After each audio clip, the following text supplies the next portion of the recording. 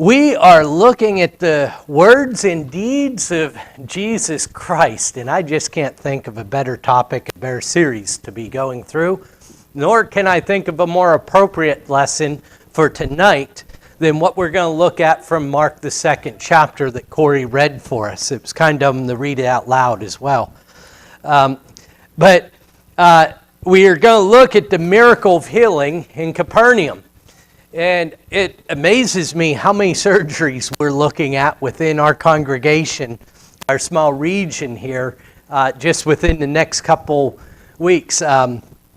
Christian insisted, Abby, that he come down to your place because he had to carry your bed downstairs for Heimer. So when he comes home from surgery this week, he has a place downstairs.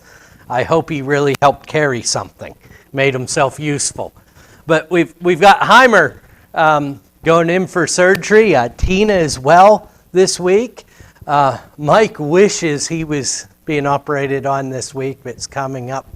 Not soon enough, but coming up all the same. Paul is going in just a couple weeks in for surgery, and this is a danger with not writing these things down. I probably missed at least one, if not two or three people. And those are just the surgeries. Not to mention all the other physical ailments that we had going on. And something I want to say at the forefront is we may not have the ability, and Jesus may not be physically walking the earth doing the kind of miraculous healings that he did at that time. He's able to address your problem, both physical and spiritual. And I hope that's a message that comes through loud and clear tonight, as we look at this lesson. As I mentioned, Corey read our entire text for us, and we're going to be right there in Mark, the second chapter, in just a few moments. But the setting of Mark, and John and I had the privilege of studying through it in the last year with doing our podcast, and one of the things that really jumped out at me as we did that study throughout the book is that Mark obviously was a young, energetic, ready-to-go individual. In fact, one of the words that it's got to be nearly one of his most used words is immediately. And after I read it so many times, I actually came back through the Gospel of Mark and I highlighted it in blue in green in my Bible. But he uses it in chapter 1 in verse 10. He uses it in verse 12. He uses it in verse 18. He uses it in verse 21. He uses it in verse 23. He uses it in verse 29, verse 30. Is Mark starting to sound like he was in a hurry? Immediately. As well as verse 42. And it just continues as we come into the second chapter. He's constantly saying, immediately, immediately, immediately. And we've looked in the last couple weeks that Jesus in prophecy, Jesus' early life. Mark doesn't mess around with any of that stuff. He gets right to John the Baptist's ministry and immediately jumps into Jesus' temptation that we looked at last week and miracles. And in that way, Mark maybe shows better than any of the three accounts of Jesus' life that we have an aspect of Jesus that he was constantly busy. And we saw this morning from Luke 19 and verse 10 that he was busy on a specific mission. That he was in action and going. In fact, in verse 1, we see that Jesus has a very busy Sabbath day. The Sabbath was a day of rest. In that first chapter, we see Jesus has a busy Sabbath day. And then in the latter part of that chapter, he goes into Galilee, where he makes his first tour of Galilee, if you will. And it's in chapter 2 that Corey read for us that we see this idea that Jesus, it would seem, is looking for some quiet time. Because We see in verse 1, and when he returned to Capernaum, after some days it was reported that he went at home, or went to home. Jesus goes and he's going, and now he comes back to Capernaum and I'm finally going to rest. Jesus didn't get much rest. And we're going to see that in tonight's message. Jesus was constantly working for the good of others, right? In these first chapter of Mark that I quickly glazed over, we see miracle after miracle after miracle to be followed by teachings. And yet it was never good enough. They called him a wine bibber. They called him a demon possessed. They called him a sinner, one who kept the wrong company, and many, many worse accusations. Jesus didn't allow the wrongdoing of people to keep him from doing good for people. I think as we look in a few moments at this second chapter of Mark, it's a message that we need to be mindful of. That Jesus kept doing good, and kept doing good, and kept doing good. We ought not be discouraged by the things that take place in our lives to the point that we quit doing good.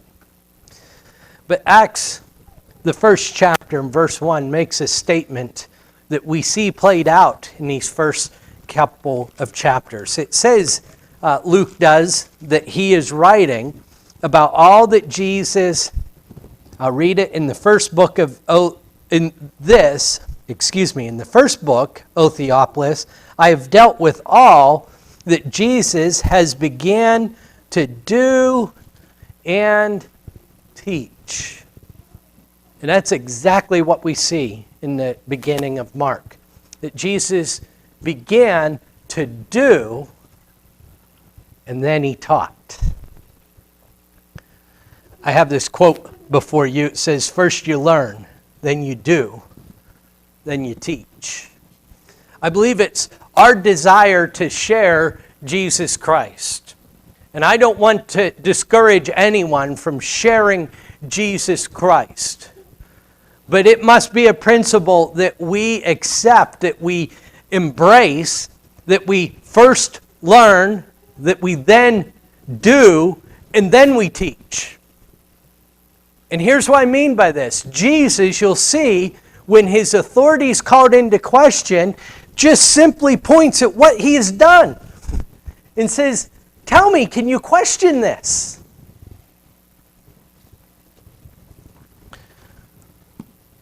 It's a popular book. Jordan Peterson just wrote a sequel. I've not read the sequel, but his first book was 12 Rules of Life. One of his rules, I can't remember which number it was get your own house in order before you correct the whole world. The world is full of people who want to set every wrong right, who want to tell everyone else how to run their business. We want to run the whole nation. Jesus first did, and then he taught. And my point is that we need to focus on our lives. We need to do so that we can be an example to teach. We need to work on our own lives. We need to work through our problems in Christian ways so that we can say, here, this will help.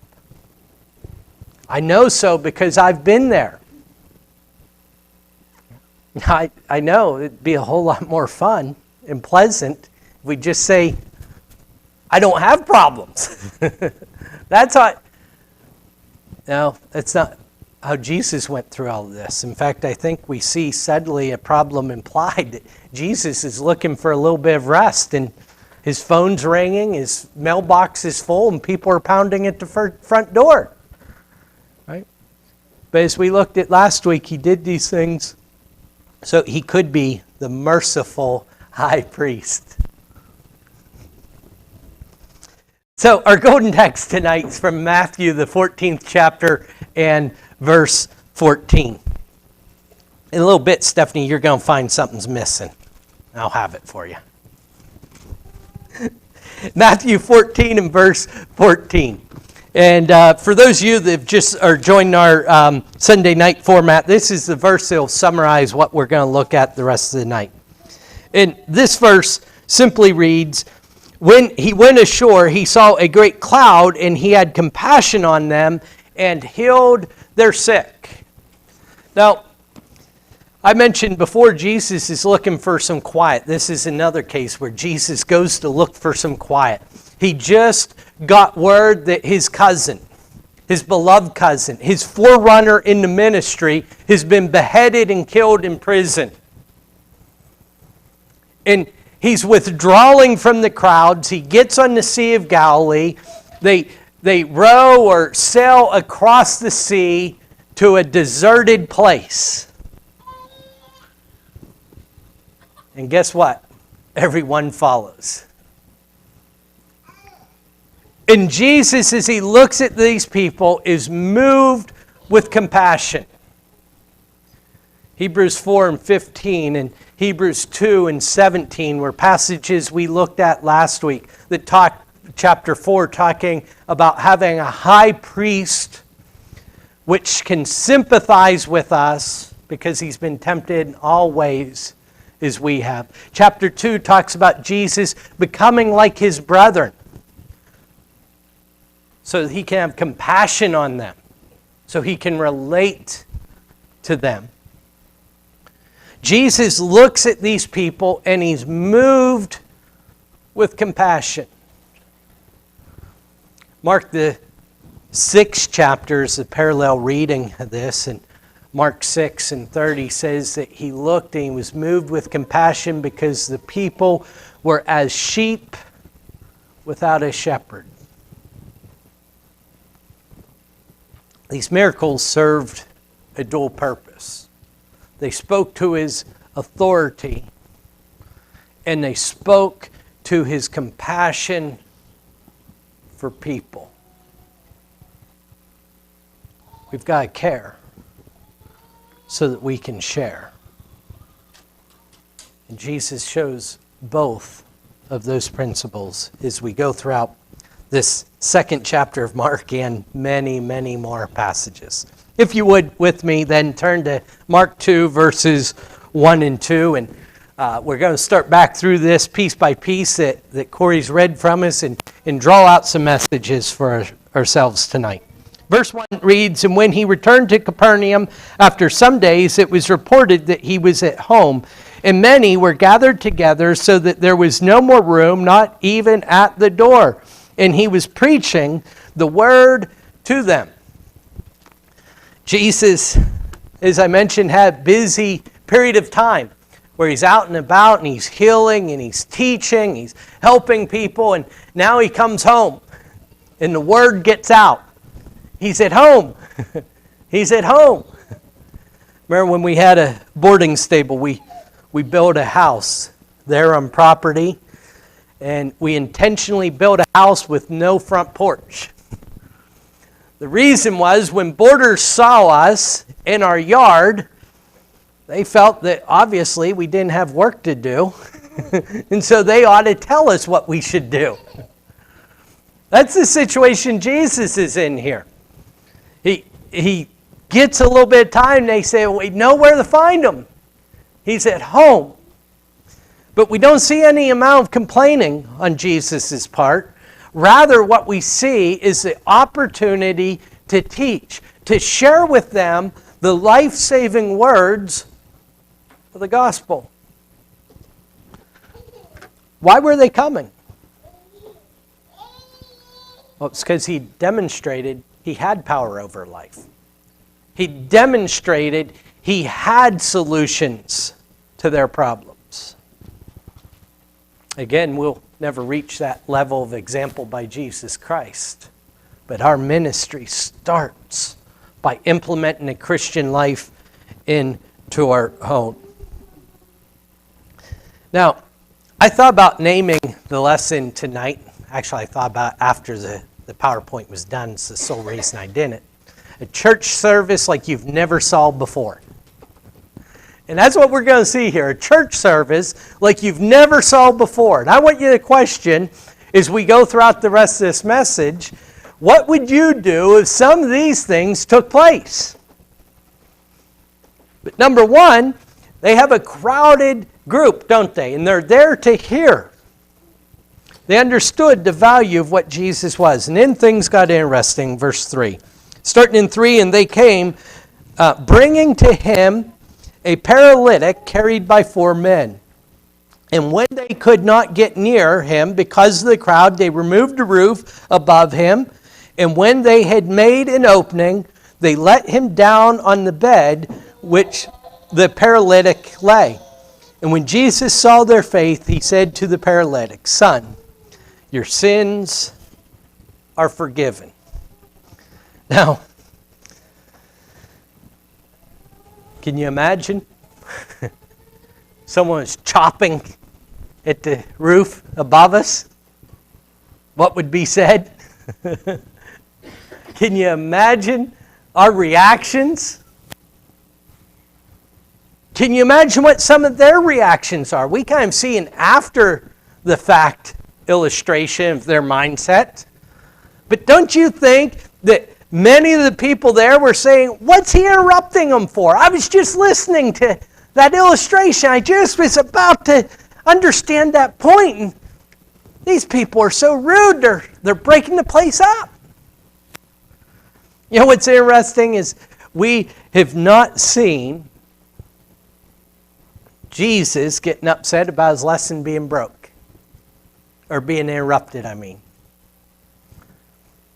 People ask me periodically, do you get distracted by kids? I've been shocked during sermons by kids. I've been distracted, I guess. Broke my line of thinking. I can still remember Kendi running down the alleyway here singing "Let It Go," taking a header about 3/4 of the way down. I just had never seen anything like that before.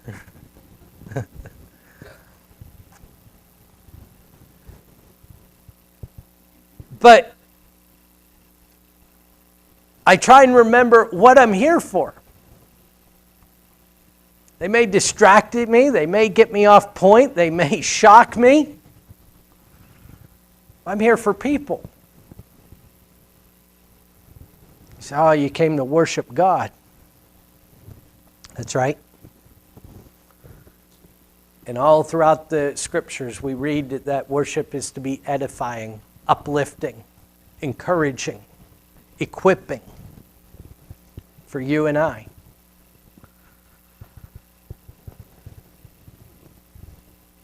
These people cut a hole in the roof. Who's going to pay for that?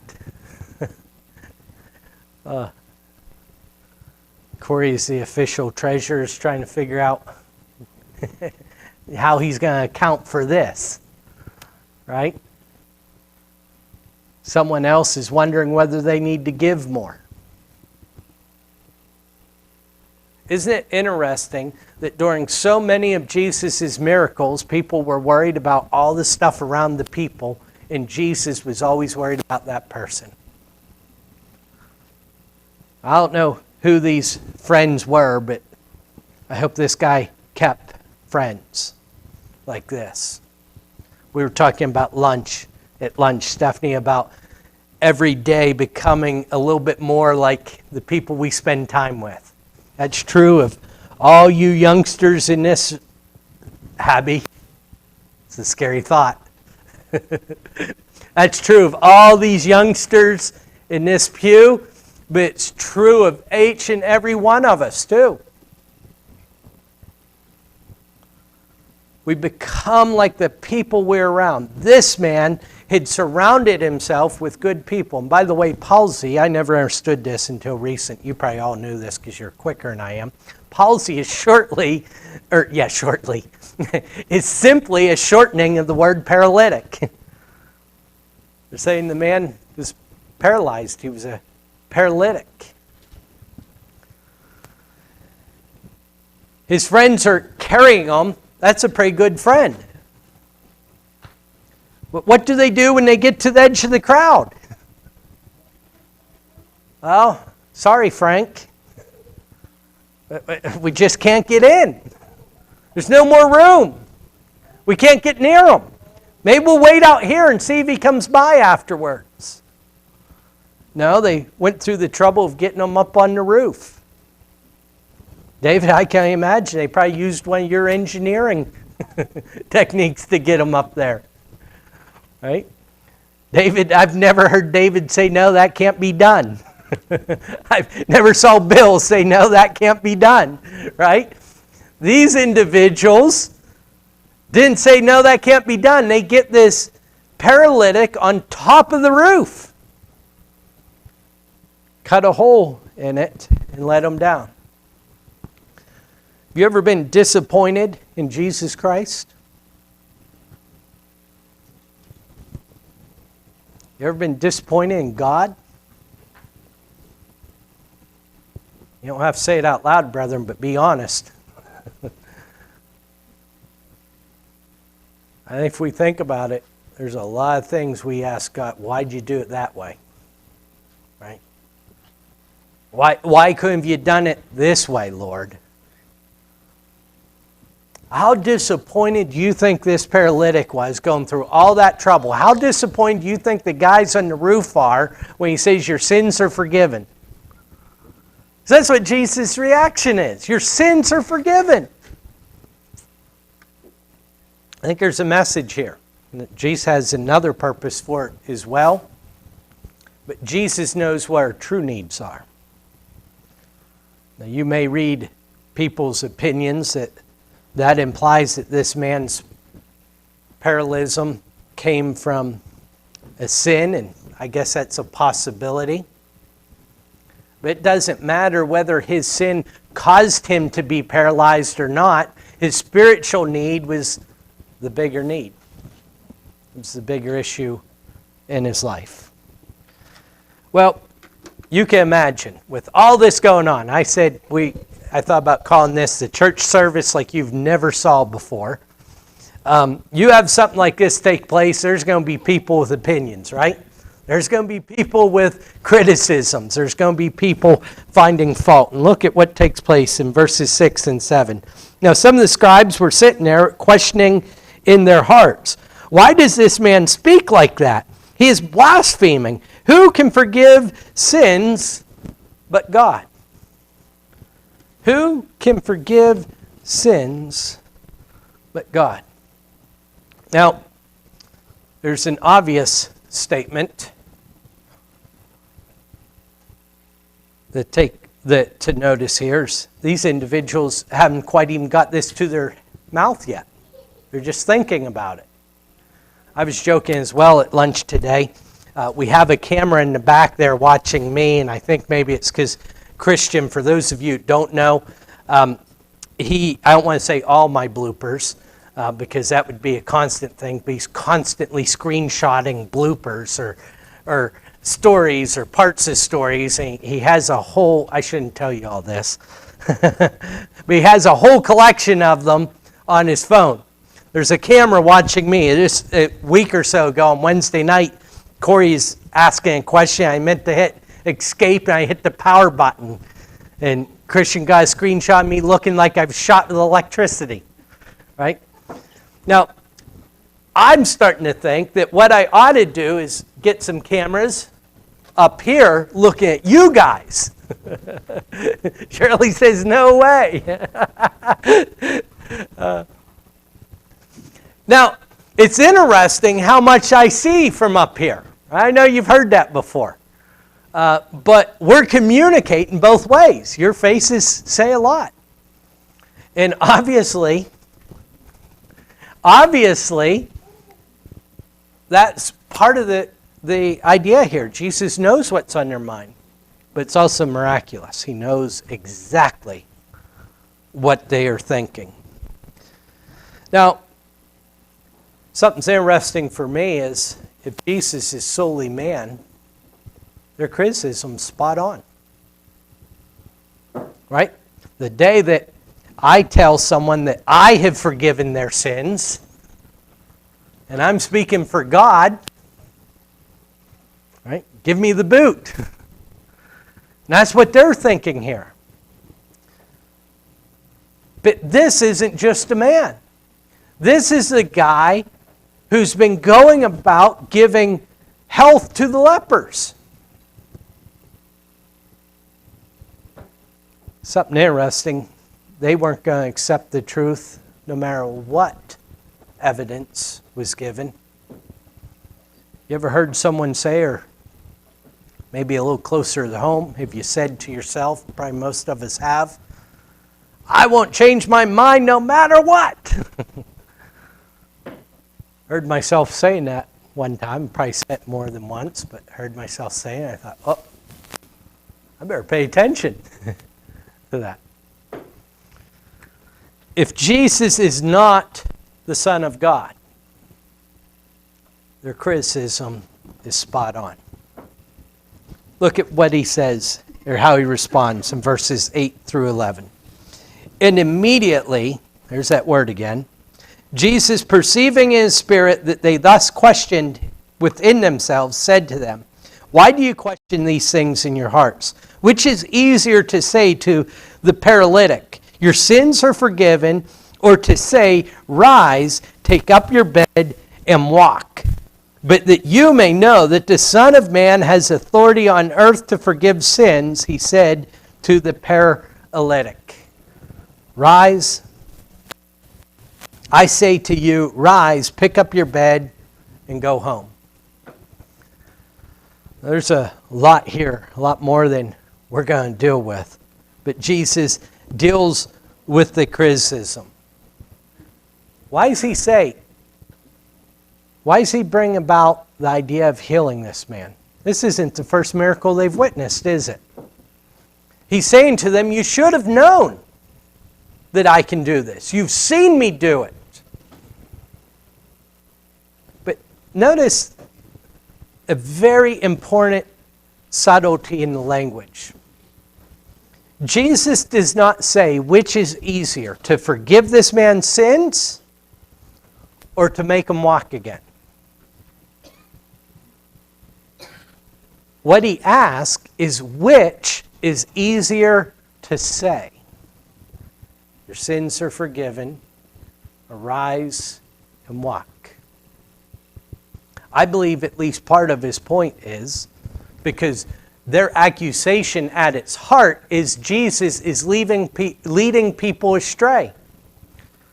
At least part of his response is getting at the idea, if I wanted to lead people astray, if I was a false prophet, I wouldn't be out here healing people, saying, I'm going to give you legs to walk on.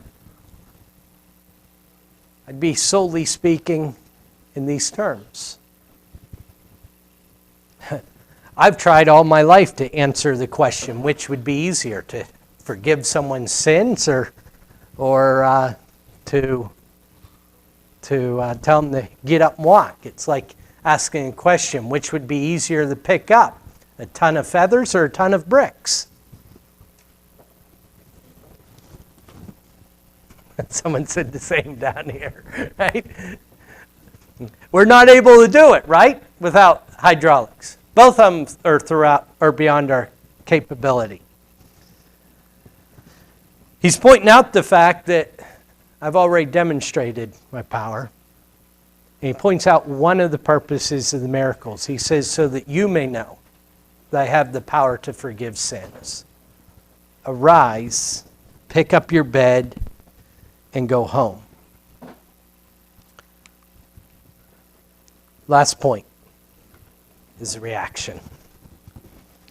Verse 12. And he rose and immediately picked up his bed and went out before them, all so that they were all amazed and glorified God, saying, "We never saw anything like this." The church service like you've never seen before. We have never seen anything like this.